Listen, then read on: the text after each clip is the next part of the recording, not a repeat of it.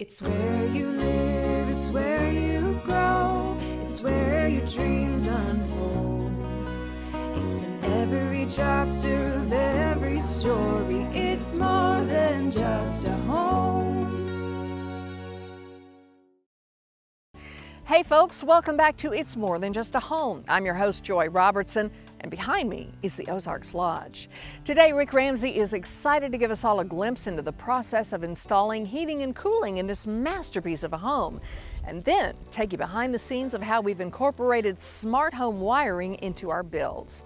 We'll also check in with our team working on the Habitat for Humanity home, and later dive into the new and exciting technology of repairing cement from the ground up. We've got a lot on our plate today, so let's dive right in. The technology in heating and cooling has advanced tremendously over the last 15 years.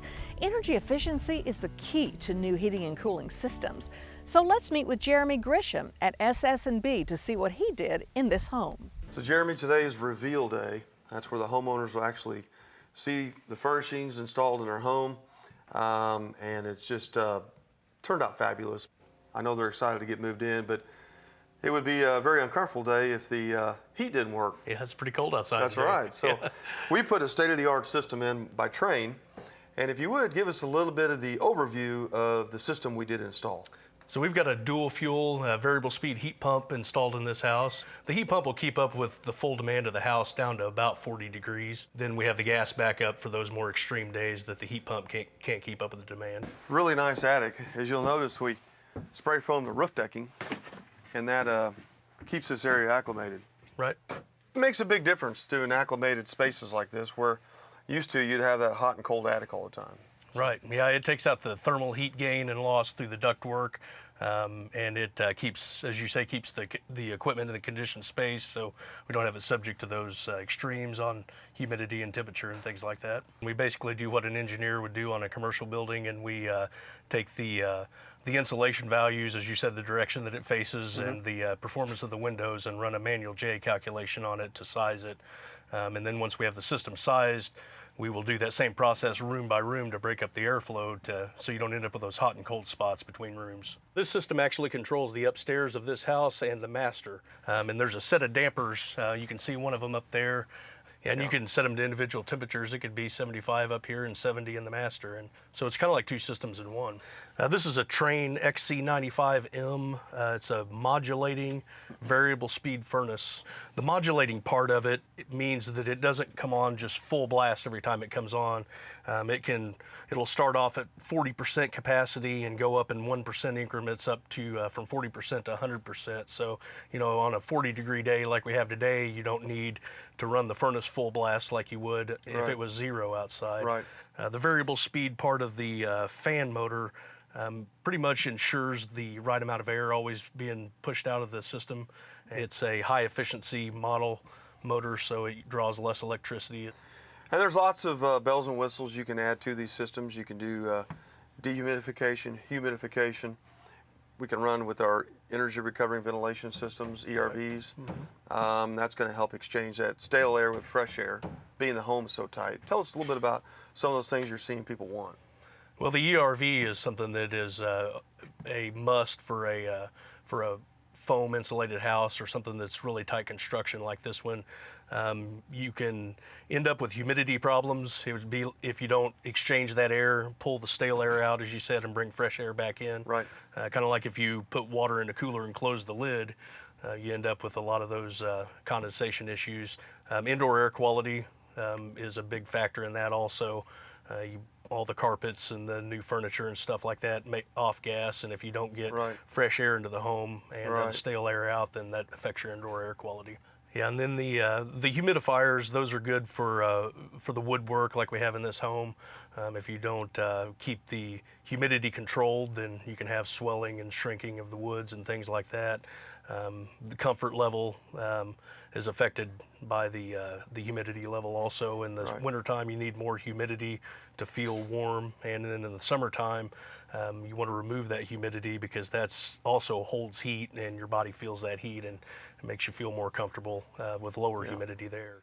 There is not a moment in the day when the heating and cooling of a home doesn't affect the homeowner in some way, and I'm sure the people who live in this home appreciate the work that went into making it as energy efficient as possible. Let's take a quick break, and when we return, Rick will show us how he's incorporating smart home systems into new builds. Stick around, we'll be right back. But what we're going to do is take this wire and feed it through the top plate. It's more than just a home.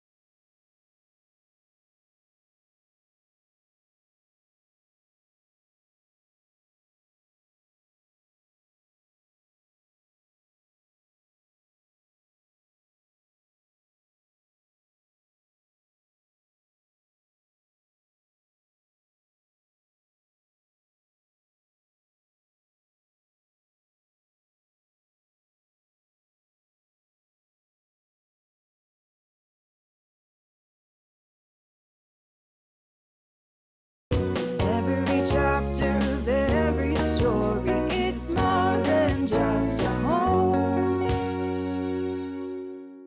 And welcome back. As I promised you before the break, Rick is ready to give you a glimpse into how the Ramsey Building Company has kept up with the 21st century by incorporating smart home systems and wiring into all of his new builds. Our partners at 3D Smart Homes have a lot to teach us today, and Rick may join them and get to work with an installation. So let's go catch up with him now. So Jason, we're actually here at one of my projects where we're actually pulling wire for smart homes. So what is it that is so important to get this wiring in before drywall? Well, when you've got a house of this size and trying to make it smart, you've got a lot of wires that go into it. It's different than just hanging a TV and hoping you've got some kind of connection. Oh, there's a lot of planning involved from the very, very beginning. We figure out the different locations where we want speakers, where we want televisions, where we need wireless routers and stuff like that for the internet. And then these guys come out and make sure it all happens. A lot of TVs, I know, unless you put a sound bar, they virtually have no sound. So you're able to enhance that with surround sound speakers, correct? Absolutely. We add speakers to not only the other rooms of the house, but to every Right. TV location to make it sound great. So with these boxes, let's actually look and see. These guys are pulling some wire here. Let's see how they do it. Yeah, they're started right now. So what they're doing is they've got all their wires labeled, and we pull them from the room back to the central location. Okay. And when we do that, they know exactly at the other end where that wire came from, what room it's in, and what device it's connected to. So central location, meaning it's in the house, not everything poking outside of the home. Exactly. Right. Just like we do with air conditioners. You could put one in every window in this place, or you could have one central unit. Right. So what they're doing here is they're going to drill their pathways, And we've got to be careful, as smart home providers, we've got to be careful to avoid plumbing and electrical and any of the other subcontractors. So we're usually a little further along when we get started. Exactly. We're 3 days from insulating, so you're here at the very Perfect last. timing for us. Yeah, and you don't want any nicks or cuts in your wire. No, we 'Cause- test everything as soon as we're done, but construction happens, and so we have seen some bad wires. We do try and run doubles and spares and at Good. extra locations that we won't be able to get to after the house is finished. The terminology smart home gets thrown around quite a bit in construction. Explain to us just a little bit what that actually means. So a smart home is a home that has some sort of brain in it, a processor that is watching what the home is doing. Similar to a computer processor. Exactly like that. In fact, the system we use is called Savant, and it runs on an Apple computer. Okay, all right. So you can run all types of things. You can run lighting, audio, video. Can you turn on your coffee maker? If it has a remote or an Okay. app, odds are pretty good that I can control it in a smart home. The nice thing about a smart home is you have one device in charge of everything. So you have your garage doors, your door locks, your lights, your thermostat, pool, spa, gate, garage, whatever you want Okay. is handled by a smart home. So, looks like you might need some help. Is there anything I can do for you? I can get you up in the attic to pull these wires. Let's do it. So what we're doing, we're actually pulling the wire from the box we previously mentioned, making sure not to put it in any awkward kinks, anything that could pinch the wire. And you want to feed it through the framing members itself. And then we've got this hole drilled through the top plate of the wall, and we'll actually fish this through. This will become our volume control for the speakers that this wire will feed. And we usually line those up pretty close to existing boxes such as light switches. To run the processor, you can use your phone, you can use remotes. What types of things are out there? Absolutely. You can use any iPhone, any Android phone, anything that's got a smartphone capability to it, as well as there are handheld remotes that come with the system if you just want to sit on your couch and channel surf as usual. Some people like the old-fashioned remotes. We do about 50-50. Okay. It's kind of a blend. The way I look at it is you use your phone when you're controlling a general, like Sure. I want to turn the lights off in the entire house, or when you're not home. If you want to be Right. on vacation and change the thermostat, you should be able to do that. The remote's for when you're home and watching television. The systems themselves, the processors are usually good for about 5 years. Okay. And with the system that we use, they're upgradable via software. So we can usually get 7 to 8 years on hardware before we have to replace any of that. Okay. And that doesn't mean we have to replace the stuff that's already in the walls and around the house. That grows with the system. Yes, you're using capable wiring that will extend to the next generation of technology. Yes, we use universal wiring Okay. so that I can be brand agnostic. We can change from this to that. If a customer has Samsung and they love it and we want to put in a Sony television, we need to be able to work with both. The earlier we can get together with the homeowner, with the builder, and figure out what pieces are going to go in to enhance their lifestyle, the earlier we can plan. We can get our wires labeled, make sure everything's going to work. We test everything before we install it, and this is the time to start. We do change often. In fact, our cycle runs about 6 months to 9 months before products change. So we've got to be on the cutting edge when it comes to wiring. And so we've got to be a part of that. Smart homes are here to stay. Well, and we have kids to show us how to do it. That's true. Grandkids are great tech support. Whew, I tell you, these smart homes may be getting smarter than us. I'm sure Rick's customers will love being able to control every aspect of their home and systems so easily.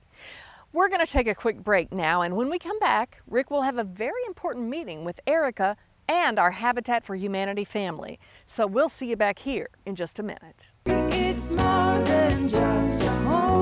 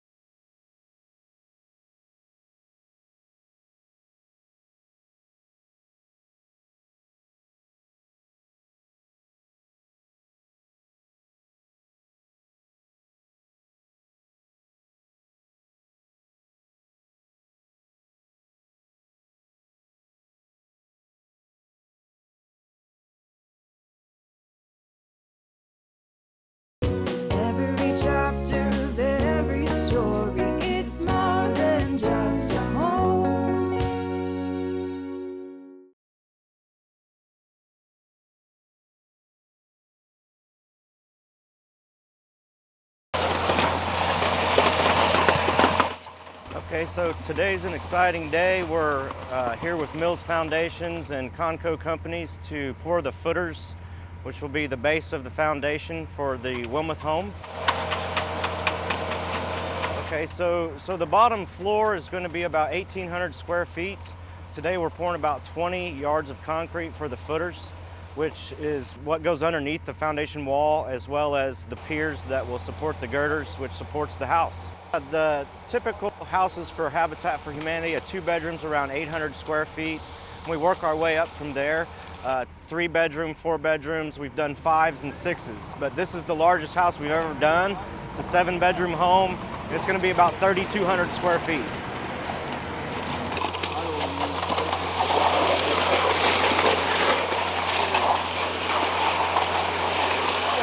So far we're doing real good. We had a delayed start, but once we got started, we're doing real good. We got excavated last Friday, and the foundation crew's here today pouring the footers. So we should have a foundation in within the next week or so.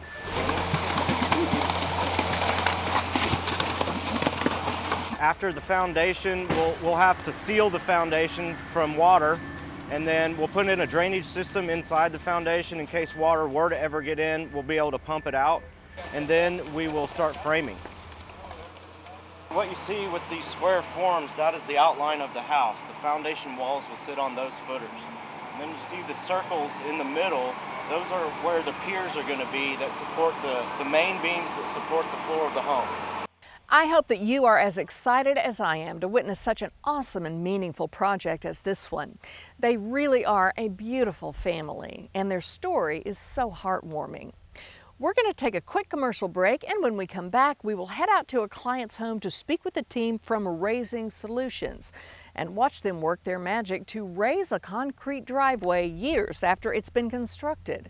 So stick around. We'll be right back. It's more than just a home.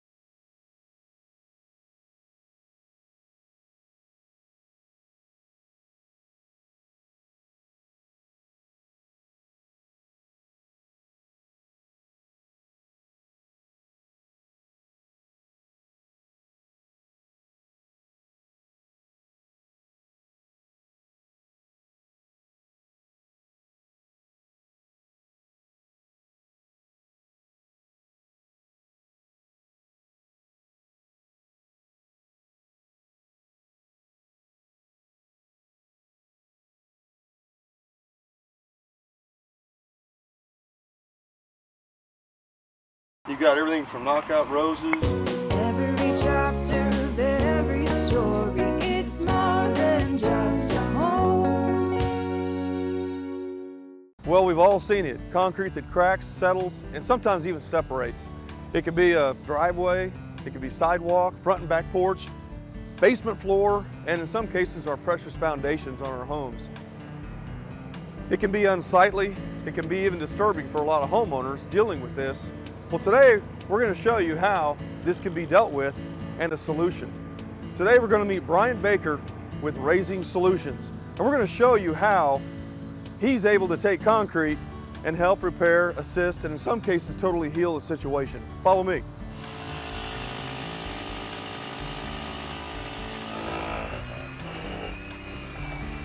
Hey Brian. Morning, Rick. How are you? I'm good. You? Good, good. What we got going on here? Well, today we're being leveling up this driveway, and we have a void underneath here that we're going to be filling as well. What we do, it's really separated. It has. It has.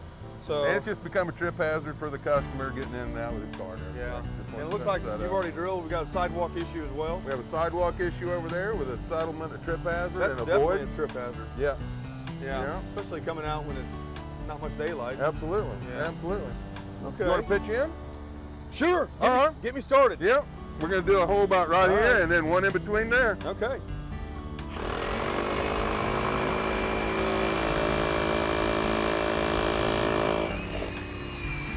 And one about right there, Rick. I'll do it.